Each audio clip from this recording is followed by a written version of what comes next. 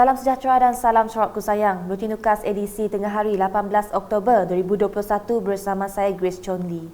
Tumpuan berita, sebanyak RM1 juta telah diperuntukkan bagi membina sistem peparitan baharu di Kampung Patiambun.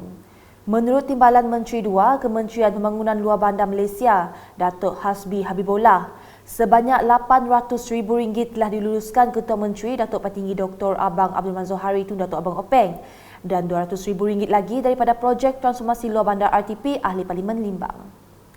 Jadi kita berharap ianya dapat menyelesaikan sebahagian daripada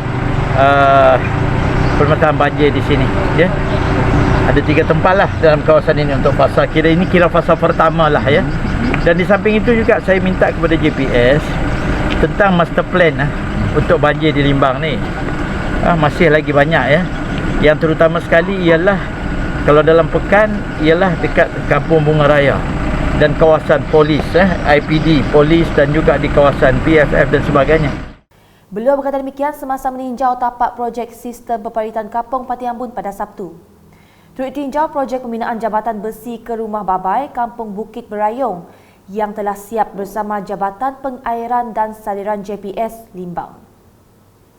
Terdahulu dalam majlis penyerahan sumbangan bakul makanan kepada penduduk Kampung Patiambun, Datuk Hasbi yang juga Ahli Parlimen Limbang meminta masyarakat untuk meneruskan kehidupan dalam norma baharu selepas beralih ke fasa endemik.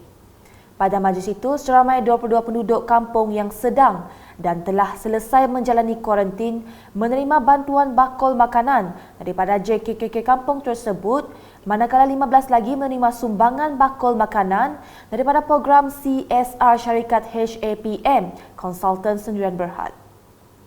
Laporan selanjutnya, Pusat Hemodialisis Hospital Dalat menerima sebuah mesin dan kerusi hemodialisis sumbangan ahli korporat di bawah inisiatif bantuan khas pesakit buah pinggang BKP-BP. Ia menjadikan terdapat 7 mesin tersebut di Hospital Dalat bagi menampung keperluan 32 pesakit buah pinggang di pusat itu. Penyerahan sumbangan itu disempurnakan oleh Menteri Kebajikan Kesejahteraan Komuniti, Wanita, Keluarga dan Pembangunan Kanak-kanak Merangkap Adu Dalat, Datuk Seri Fatimah Abdullah di Hospital Dalat pada Sabtu. Menurut Datuk Seri Fatimah, Pusat Hemodialisis Hospital Dalat bermula beroperasi pada tahun 2011, bermula dengan 4 orang pesakit berikutan luahan seorang pesara yang ingin balik ke kampung namun tiada pusat hemodialisis. Sementara itu, Datuk Seri Fatimah juga memberitahu pesakit boleh memohon bantuan tambang daripada kerajaan negeri melalui Jabatan Kebajikan Masyarakat berdekatan untuk tujuan rawatan. Dalam program berasingan di Oya, Datuk Seri Fatimah sempat melawat seorang orang kelainan upaya OKU, Koni Ong Hui Me, di kediamannya untuk menyampaikan sumbangan kerusi roda dan penggalas kerusi roda. Koni mendapat bantuan bulanan kategori bantuan OKU tidak bekerja dari Jabatan Kebajikan Masyarakat Sarawak sebanyak RM300, manakala bapaknya Ong Hok Peng mendapat bantuan bulanan kategori bantuan warga emas sebanyak RM500. Seterusnya, kawasan Dewan Undangan Negeri Dun Kakus tidak ketinggalan dari menerima pembangunan dan penyediaan infrastruktur asas sejajar dengan peruntukan 70% daripada Belanjawan Sarawak 2022 untuk kawasan luar bandar. Menteri Muda di Jabatan Ketua Menteri, Undang-Undang dan Adat Bumiputera Sarawak, Datuk John C. Tayai, berkata peruntukan tersebut amat diperlukan khususnya dalam menyediakan jaringan jalan raya yang baik dan bekalan elektrik di kawasan Kakus. Lalu sekedar menua kita itu tadi bedau dah terjalai. Bedau mesti jalan detal. Kan kita itu dah mana jalan sudah detal. Baka kulo Kakus, kulo nak mungkin nada jalan. Bedau mesti jalan ke rumah tajai. Rupiah mega api kita. Api sudah mana? Jadi bak kawasan kita Dun Kakus, engkau yang mesti sudah 80% sudah dia tu. Sebenar orang agak ke, baka kulo nak benar agak kulo Kakus kin benar agak. Ya ke jauh nak solar kulo Kakus sudah nak solar bagang. Kulo nak setakan kin sudah nak solar bagang-bagang. Sebenarnya grade aja start rumput kilai dekat Kakus start ada robot kubung ke Kakus kilai benar pasang tali api dia tu. Jadi ya ke bedau tinggal maka de kawasan kita semua tahu dia. Nyaku berandau kepada saya tak tahu rumah dom tadi begini cara mutar masalah kalau kita tadi dom ni. Jadi ngarap kota itu oleh kota kita nyajak mereka tinggal tu muku. Kita ada sungai tahu dia kuasaan Muput, kuasaan Kakus, bilik Kakus tu. Beliau semasa berucap dalam majlis penyerahan cek MRP Dun Kakus di rumah atau Bukit Dinding, Jalan Selangor Mukah pada Sabtu. Sebanyak 12 Jawatan Kuasa Kemajuan dan Keselamatan Kampung JKKK dan Persatuan Ibu Bapa dan Guru PIBG menerima cek MRP Dun Kakus dengan jumlah keseluruhan sebanyak RM122,000. Terdahulu, pada program yang sama di Rumah Rampai Anjai Ulu Bawang Selangor, Datuk John CK menjelaskan Kerajaan Sarawak menerusi Lembaga Multimedia Sarawak SMA akan bekerjasama dengan penyedia perkhidmatan telekomunikasi bagi menyelesaikan permasalahan talian komunikasi di seluruh Sarawak. Datuk Kepala Kerajaan kita di Sarawak benar bergerak ke tiang ya.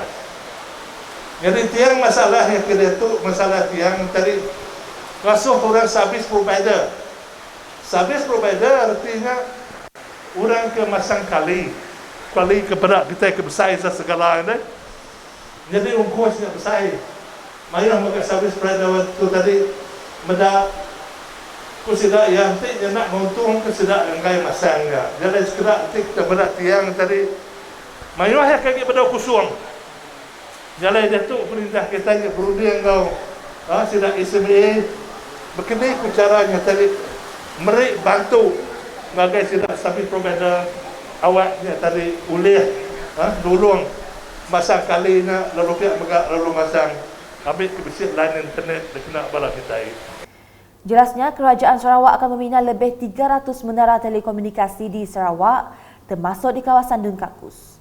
Pada majlis itu, sebanyak 3 JKKK iaitu 3 PIBG menerima cek MRP berjumlah RM45,000. Beralih dengan perkembangan berikut, Adun Tupong Fazruddin Abdul Rahman telah menghadiri program penyerahan kontrak antara pihak Lembaga Air Kuching KWB kepada kontraktor bertanggungjawab MSPJP Enterprise yang mengambil alih projek kerajaan negeri di Kampung Gitak, Sungai Maung baru-baru ini. Projek yang menelan kos sebanyak RM328,503 itu telah bermula pada 1 September lalu, namun ianya ditunda susulan pandemik COVID-19 yang sedang melanda, seterusnya dijangka siap pada sepenuhnya pada 1 Mac 2022. Sementara itu, pihak KWB akan membekalkan saluran paip bagi sepanjang 1,669 meter atau 1.7 km untuk melaksanakan projek berkenaan. Program ringkas anjuran Pusat Khidmat Adun Tupong serta Lembaga Air Kuching KWB itu turut dihadiri Ketua Kampung Gitak Laut Ohman Ridwan selain mengikuti prosedur operasi standard SOP yang ditetapkan. Laporan berikutnya, Keputusan Jawatan Kuasa Pengurusan Bencana Negeri JPBN Sarawak memansuhkan permohonan melalui Enter Sarawak untuk masuk ke Sarawak bagi penduduk negeri ini mendapat respon positif. Beberapa orang awam yang ditemui wartawan Unit Komunikasi Awam Sarawak UKAS menarik nafas lega di atas keputusan tersebut yang akan berkuat kuasa pada 18 Oktober ini.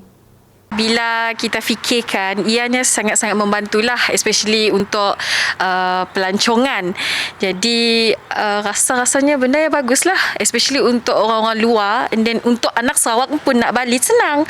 Jadi benda yang memudahkan masyarakat. Bukan setakat orang Sarawak kita pun, tapi orang luar juga. Jadi baru dia ngaku untuk ke baru SOP tu cukup engkeman, cukup manah lah. Yang mudah ke orang mayuh gak, laban.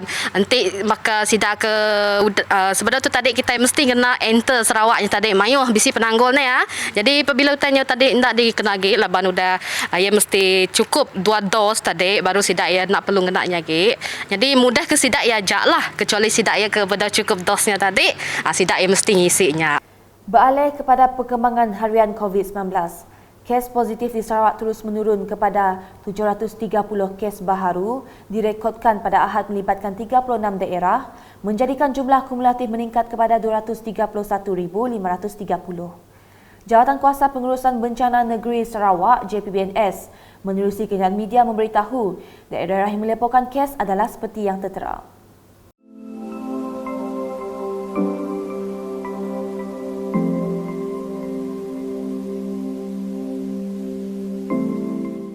Dalam pada itu, JPBN Sarawak turut melaporkan terdapat 13 kes kematian baharu yang melibatkan warga tempatan berusia dalam lingkungan 48 hingga 92 tahun dicatatkan dari 11 Oktober hingga 13 Oktober 2021. Dalam perkembangan sama, JPBN Sarawak turut memaklumkan penambatan 3 kluster iaitu kluster Nangsang Wak Pakan, kluster Sungai Buloh Pakan dan kluster Jalan Taman Raja Miri. Ini menjadikan jumlah kluster aktif setakat ini adalah 54 kluster. Berikut pula lokaliti yang dikenakan pengisytiharan dan penambatan Perintah Kawalan Pergerakan diperketatkan.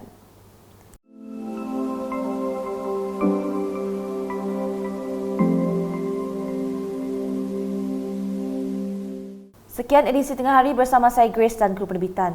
Berita lebih lanjut boleh didapati di semua platform media sosial UKAS termasuk portal ukas.sarawak.gov.my dan pastikan anda subscribe UKAS channel di YouTube. Salam UKAS.